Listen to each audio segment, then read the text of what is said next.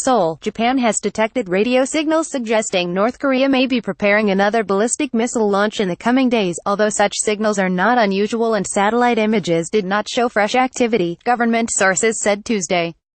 After firing missiles at a pace of about 2 or 3 a month since April, North Korean launches paused in September, after it fired an intermediate-range missile over Hokkaido. This is not enough to determine if a launch is likely soon, one source said. The government, however, has been on alert after intercepting the radio signals, with one official saying the North could launch a missile within the next few days, but because satellite images have not shown a missile or a movable launch pad, the signals may only be related to winter training for the North Korean military, the sources said. North Korea is pursuing its nuclear weapons and missile programs in defiance of UN Security Council sanctions and has made no secret of its plans to develop a missile capable of hitting the U.S. mainland. It has lobbed 2 missiles over Japan.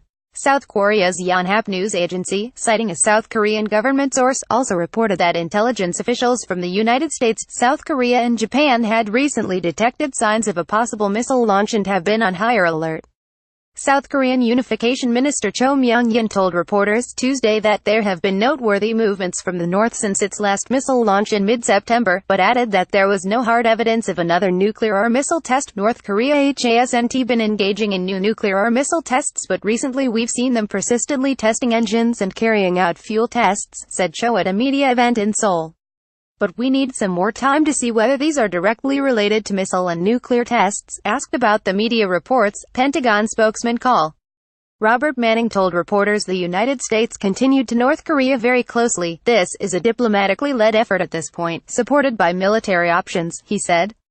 The Republic of Korea and U.S. alliance remains strong and capable of countering any North Korean provocations or attacks. 2 U.S. government sources familiar with official assessments of North Korean capabilities and activities said that while they were not immediately familiar with recent intelligence suggesting that North Korea was preparing to launch a new missile test, the U.S. government would not be surprised if such a test were to take place in the very near future.